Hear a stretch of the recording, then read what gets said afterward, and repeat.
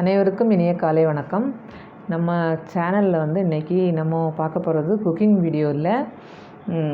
இப்போ இந்த கோவிட் சீசனில் நிறைய பேருக்கு நிறைய அனுபவம் இருந்திருக்கும். அதே மாதிரி எங்கள் அனுபவமாக நான் உங்களுக்கு ஷேர் பண்ண போகிறேன். நிறைய பேருக்கு இது யூஸ்ஃபுல்லாக இருக்கும்னு ஒரு நம்பிக்கையில் தான் இந்த வீடியோ நான் எடுத்திருக்கேன். கண்டிப்பாக இந்த வீடியோ ஸ்கிப் பண்ணாமல் முழுசாக பாருங்க. இந்த கோவிட் வந்த பிறகு ஹாஸ்பிட்டல் போகிறதுக்கு ஹாஸ்பிட்டலில் ஒரு பேஷண்ட் இருக்கும்போது நம்ம என்ன கஷ்டப்படுவோன்னு அவங்கவுங்களுக்கு அந்த மாதிரி ஹாஸ்பிட்டலில் இருக்கக்கூடிய ஒருத்தருக்கும் நல்லா தெரியும். அதே மாதிரி எங்களுக்கும் ஒரு அனுபவம் அதாவது டிசம்பர் 27 எங்கள் அப்பாவுக்கு ஸ்ட்ரோக் ஊர்லேருந்து அடுத்த நாளே இங்கே கூட்டிகிட்டு வந்துட்டோம். ட்ரிவாண்ட்ரத்துக்கு கூட்டிகிட்டு வந்து இங்கே ஹாஸ்பிட்டலில் அட்மிட் பண்ணோம். ஒருத்தவங்க மட்டும்தான் ஹாஸ்பிட்டலில் ரூமில் இருக்கணும் அப்படின்னு சொல்லி சொன்னாங்க. அப்போது நாங்கள் 4மே பொம்பளை பிள்ளைங்க தான் எங்கள் அப்பாவுக்கு. அதனால் ஆம்பளைங்க யாரும் இல்லாததுனால நாங்கள் பெர்மிஷன் கேட்டு 2 பேர் இருக்கலாம்னு சொன்னாங்க. எங்கள் அக்காவும் எங்கள் தங்கச்சியும் கூட இருந்தா. அந்த டைமில் கூட யாரும் சப்போர்ட்டுக்கு கிடையாது. இதை விட கஷ்டம் ஒத்தையாக நிறைய பேர் இருந்து பார்க்காங்கோ. ஆனால் லேடிஸ் ஆனதுனால அவங்க 2 பேருக்கும் கோவிட் டெஸ்ட் எடுத்துகிட்டு 2 பேரை அலோவ் பண்ணாங்க. அந்த டைமு அப்பாவை ஒரு தடவையும் பெட்லேருந்து எடுத்து நம்மளுக்கு அந்த மாதிரி எந்த அனுபவமும் கிடையாது, பழக்கமும் கிடையாது. எல்லாருக்குமே ஃபஸ்ட்டு இந்த மாதிரி வீட்டில் யாராவது ஆகும்போது ரொம்ப கஷ்டப்பட்டுருப்பாங்க. அதே மாதிரி எங்கள் அக்காவும் தங்கச்சி ரொம்ப கஷ்டப்பட்டா. அந்த டைம் அவங்கள பெட்டிலேருந்து தூக்கி இருத்தி வைக்கிறதுக்கோ, அப்புறம் பெட்டு மாற்றுறதுக்கோ, யூரின் போனால் பெட்ஷீட்டு மாற்றுறதுக்கோ எல்லாத்துக்குமே அவங்க அவ்வளோ கஷ்டப்பட்டாங்க. அந்த மாதிரி ஒரு கஷ்டமான சுச்சுவேஷனில் எங்கள் 2வது அக்காவுக்கு ஹஸ்பண்ட் அவங்க மெடிக்கல் ஃபீல்டில் தான் இருக்காங்க. அதனால் அவங்களுக்கு கொஞ்சம் ஐடியா உண்டு இதை பற்றி. அவங்க அப்போ என்ன படுக்க வச்சு எப்படி ஒரு பேஷண்ட்டை திருப்பி போடுறது, பெட்டு மாற்றுறது, அப்புறம் தூக்கி இருத்தது, இதெல்லாம் வீடியோ எடுத்து அவங்களுக்கு அனுப்பி கொடுத்தாங்க. அதை வச்சு தான் அவங்க கொஞ்சம் மேனேஜ் பண்ணாங்க. அதுக்கப்புறமா அப்பா வீட்டுக்கு வந்த பிறகு நாங்கள் அதே டெக்னிக் வச்சு தான் எங்கள் அப்பா ஃபுல்லாக ஹேண்டில் பண்ணோம். ஆள் வச்சு பார்க்கறதுன்னு ஒரு விஷயம் நிறைய பேருக்கு தெரியும். ஆனால் நிறைய பேருக்கு அதுக்கு ஃபைனான்ஷியலாட்டு அவங்களுக்கு ரொம்ப கஷ்டமாக இருக்கலாம். இல்லை நம்ம பேரண்ட்ஸை நம்ம தான் பார்க்கணும் அப்படின்னு உள்ள ஒரு நினைப்பு இருக்கலாம். ஆனால் நம்மளால் இதெல்லாம் முடியாது அப்படின்னு ஒரு யோசனையில் ஆள் வச்சு வேறு வழி இல்லாமல் ஆள் வச்சு பார்க்கக்கூடியவங்களும் இருக்காங்க. நாங்கள் ஃபுல் அண்ட் ஃபுல் நாங்களே எல்லாம் செய்யணும்னு டிசைட் பண்ணோம். டிசைட் பண்ணிவிட்டு இந்த ஒரு 4-5 மாதமாக அப்பாவை ஃபுல்லாக நாங்கள் தான் எல்லாமே பண்ணிகிட்ருந்தோம். அப்போது பெட்டு மாற்றுறது, அதுக்கப்புறமா ஒரு 2-3 நாள்லேயே எங்கள் அப்பாவுக்கு பெட் சோர் பெட் சோர் ரொம்ப பெரிய பெட் சோர் ஆகி அதுலேயும் நிறைய ப்ராப்ளம் வந்துச்சு. இப்போ அந்த ப்ராப்ளம் பற்றிலாம் பெருசாக சொல்ல வேண்டிய தேவையில்லைன்னாலும் கூட அதுக்கு ட்ரெஸ்ஸிங் பண்ணதுக்கு, அதுவுமே இப்போ இந்த கோவிட் சீசனில் வீட்டில் யாரையாவது வர வச்சு நம்ம இந்த மாதிரி ஒரு பேஷண்ட்டை ஹேண்டில் பண்ணதுக்காக யாராவது வீட்டில் கூப்பிட்டு எல்லாம் செய்யதுமே எந்த அளவுக்கு ரிஸ்க்குன்னு எல்லாருக்குமே தெரியும். அதனால் அதையுமே நாங்கள் நாங்களாக தான் பண்ணணும். எங்களுக்கு எந்த அனுபவமும் கிடையாது. எல்லாருக்குமே இது ஒரு புது அனுபவமாக தான் இருந்துனா கூட நம்ம பேரண்ட்ஸுக்கு நம்ம பண்ணணும் அப்படின்னு உள்ள ஒரே நினப்பில் நாங்கள் எல்லாமே செய்தோம். அந்த பெட்சோர் நம்ம பேக்கில் முதுகில் கீழ் பாகத்தில் இந்த சைஸுக்கு இருந்திருக்கும். இவ்வளோ பெரிய பெட்சோரு. அது முதல்ல ஃபுல்லாக கவர் ஆகி தான் இருந்துச்சு.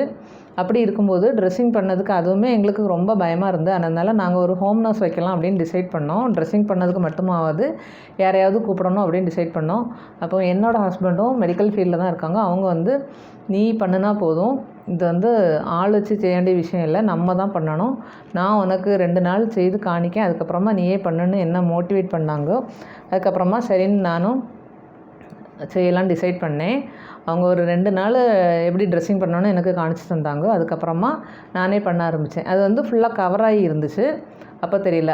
அதுக்கப்புறம் ஒரு மாதம் 2 மாதமோ ஆன பிறகு அது உள்ளே ரொம்ப ப்ராப்ளம் ஆகி எங்களுக்கு வெளியில் தெரியாமலே இருந்திருக்கு. அதுக்கப்புறமா அதில் நிறைய டிஸ்சார்ஜ் அந்த மாதிரிலாம் ஆன உடனே டாக்டரை போய் பார்த்தோம். அவங்க ஃபுல்லாக அதை க்ளீன் பண்ணி எடுத்துட்டாங்க. உள்ளே எலும்பு வரைக்கும் அவங்க ஓப்பன் பண்ணி க்ளீன் பண்ணிட்டாங்க.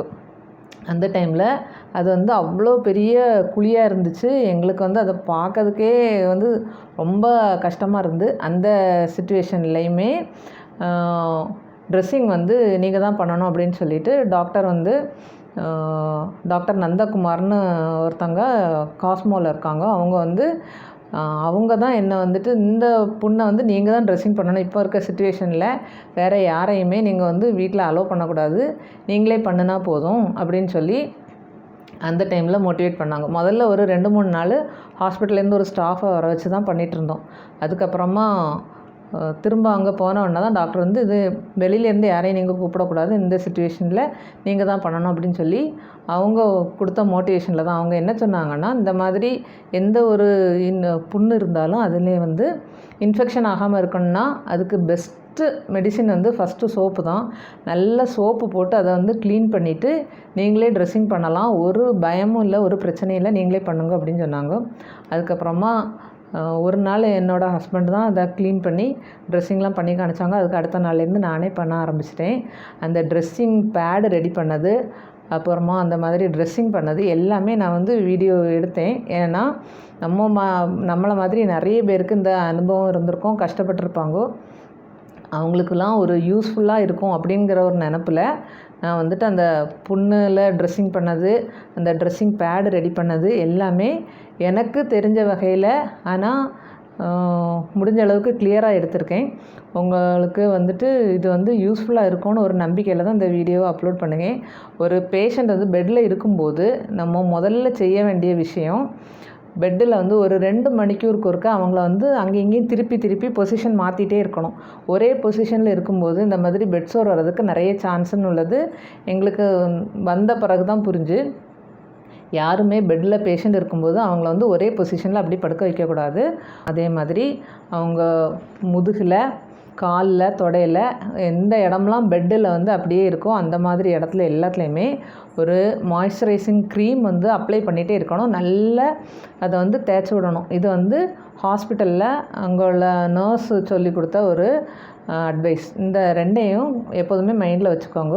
அதுக்கப்புறமா பேஷண்ட் பெட்டில் இருக்கக்கூடிய பேஷண்ட்டாக இருந்தால் 2 நாளைக்கு ஒருக்கையாவது பெட்டு மாற்றணும். அண்டர் பேடு யூஸ் பண்ணதாக இருந்தால் அதையும் எப்படி மாற்றணும்னு உள்ளது நான் இப்போ பெட்ஷீட்டு மாற்றி உங்களுக்கு காட்ட போகிறேன். அதே மெத்தடில் நீங்கள் அண்டர் பேடும் மாற்றலாம். அந்த மாதிரி ஒரு 2-3 நாள் எல்லாமே செய்து ஆரம்பித்த பிறகு தனியாகவே அவங்கள வந்து ஹேண்டில் பண்ணதுக்குள்ள ஒரு தைரியம் வந்துட்டு எங்களுக்கு வந்துட்டு. அதனால் நீங்களும் உங்களுக்கு வந்துட்டு இது யூஸ்ஃபுல்லாக இருக்கும் அப்படின்னு நினச்சிங்கன்னா இந்த வீடியோவை வந்து லைக் பண்ணுங்கள். இப்போ வந்து நம்ம வீடியோக்குள்ளே போயிடலாம். முதல்ல அவங்கள வந்து எப்படி தூக்கி இருத்ததுக்கு, அதுக்கப்புறம் அங்கேயும் இங்கேயும் திருப்பி போட்டு பெட்ஷீட் எப்படி மாற்றுறதுக்கு, இந்த 2ம் தான் இன்றைக்கி வீடியோவில் காட்ட போகிறேன்.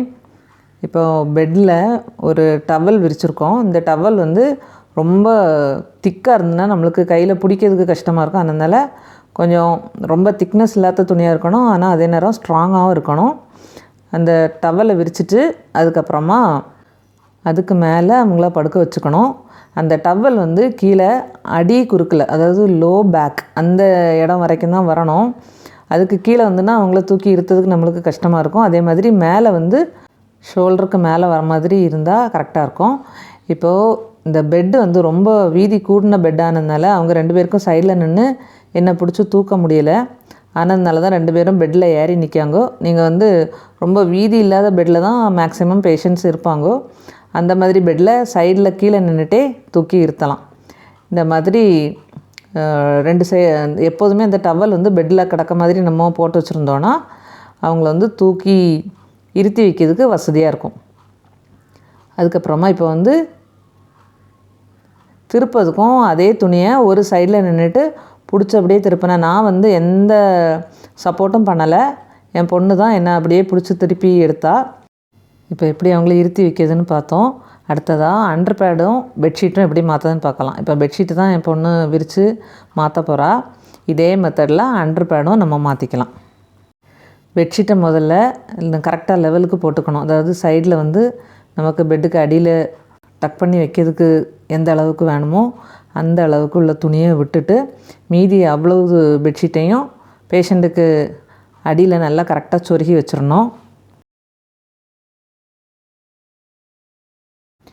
இனிமேல் அவங்களுக்கு ரைட் சைடில் போய் டவலில் பிடிச்சி அந்த சைடு திருப்புனா மொத்தமாக அப்படியே திரும்பிடுவாங்க. அதுக்கப்புறமா அதை நல்லா கரெக்டாக இன்னும் அடியில் எடுத்துட்டோன்னா அதுக்கப்புறமா அவங்கள வந்து லெஃப்ட்டில் திருப்பிட்டு பெட்ஷீட்டை பிடிச்சி இழுத்தா ஈஸியாக அந்த சைடு வந்துடும்.